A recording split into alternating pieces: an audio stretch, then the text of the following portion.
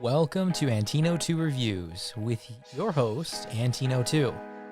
Before we start, don't forget to like and subscribe.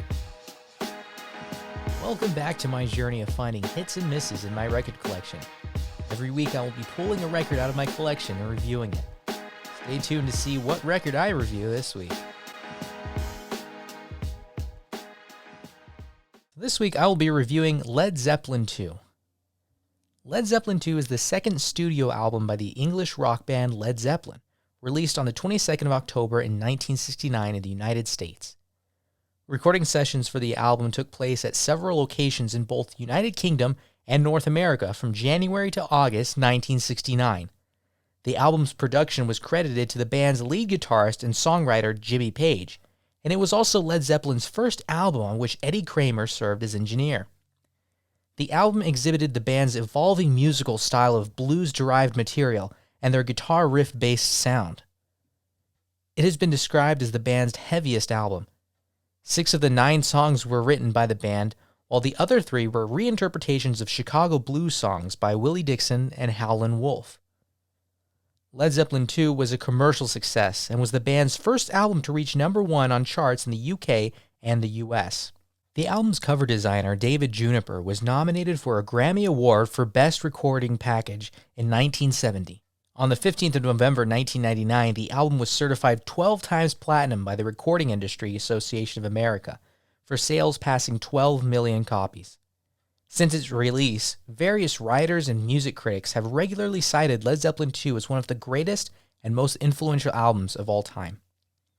Led Zeppelin 2 was conceived during a busy period of Led Zeppelin's career from January through August 1969, when they completed 4 European and 3 American concert tours. Each song was separately recorded, mixed, and produced at various studios in the UK and North America. The album was written on tour. During periods of a couple of hours in between concerts, a studio was booked and the recording process began, necessarily resulting in spontaneity and urgency, which is reflected in the sound. Several songs resulted from improvisation while touring, including the instrumental sections of Dazed and Confused, and they were mostly recorded live in the studio. The album used a wide variety of recording studios in the UK and the US. Some of these were ill-equipped.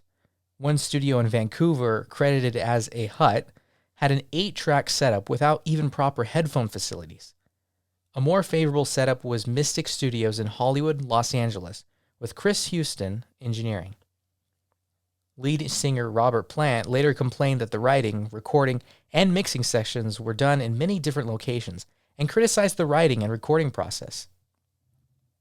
Thank You, The Lemon Song, and Moby Dick were overdubbed during the tour, while the mixing of Whole Lotta Love and Heartbreaker were also done on tour. Page later stated, "In other words, some of the material came out of rehearsing for the next tour and getting new material together." Recording sessions for the album took place at Olympic and Morgan Studios in London, England, A&M, Quantum, Sunset, Mirror Sound, and Mystic Studios in Los Angeles, Ardent Studios in Memphis, Tennessee, A&R, Juggy Sound, Groove, and Mayfair Studios in New York City, and R&D Studios, referred to as a hut, in Vancouver. Production was entirely credited to Jimmy Page, with Eddie Kramer engineering. Kramer later said, "The famous Whole Lotta Love mix, where everything is going bananas, is a combination of Jimmy and myself just flying around on a small console, twiddling every knob known to man." Kramer later gave credit to Page for the sound that was achieved, despite the inconsistent conditions in which it was recorded. "We cut some of the tracks in some of the most bizarre studios you can imagine, but in the end it sounded marvelous. There was one guy in charge, and that was Mr. Page." Page and Kramer spent 2 days mixing the album at A&R Studios. Now, some details about the songs. Whole Lotta Love was built around a 5-note Page riff. Parts of the lyrics were taken directly from Willie Dixon's You'll Need Love, which led to the group being sued for plagiarism eventually, settling out of court. The arrangement also resembles the Small Faces track, You Need Loving. With basic tracks recorded on Page's houseboat, the middle section of the song contained a variety of overdubbed instruments and vocals, which were mixed live by Page and Kramer, making full use of stereo panning and other controls available on the desk.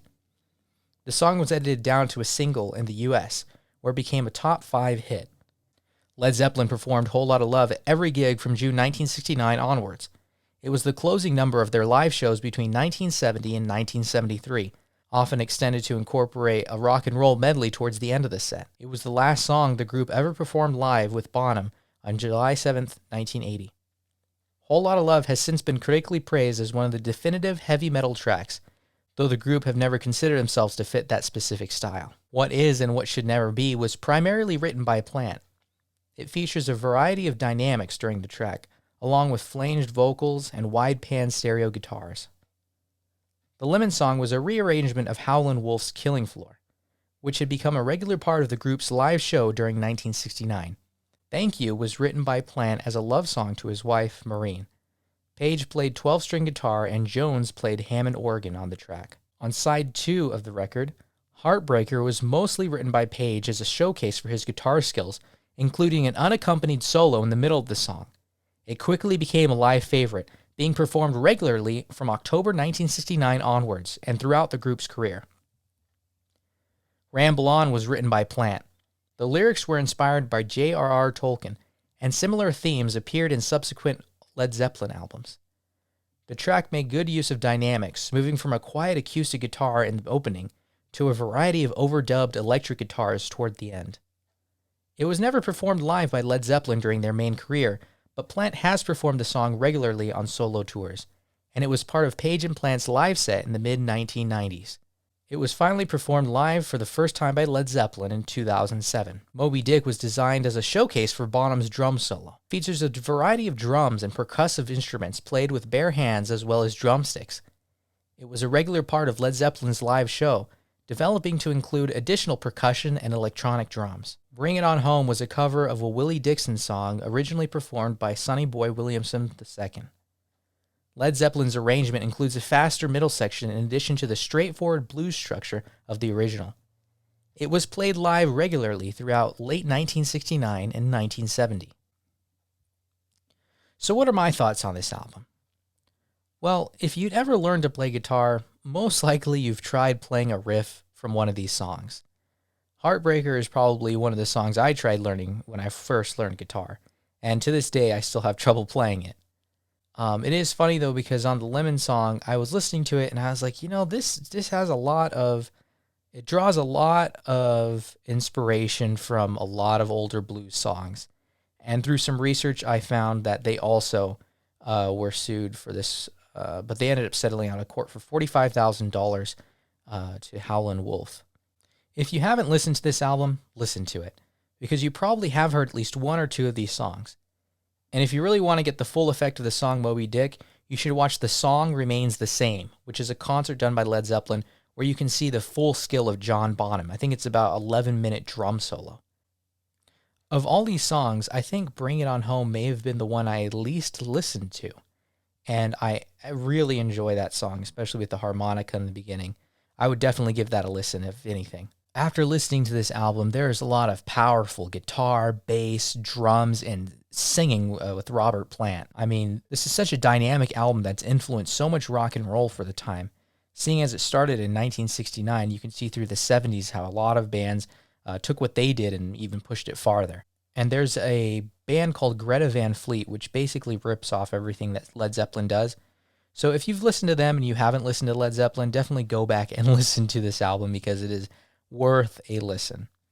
And if you're learning to play guitar, these riffs are great. Overall, I give this album a 5 out of 5 for fear that I'll be burned at the stake by Led Zeppelin fans on YouTube. No, but really, if you like rock music and haven't sat down to listen to this one, take some time, listen to it on some loudspeakers with a lot of bass. It has enough innuendo lyrics and odd sounds to make you feel uncomfortable playing it with your parents in the car, though, so enjoy that. Well, this has been Antino2. Join me next week as I listen to another record in my collection and review it. And thank you for joining us, and don't forget to like and subscribe. Until next time.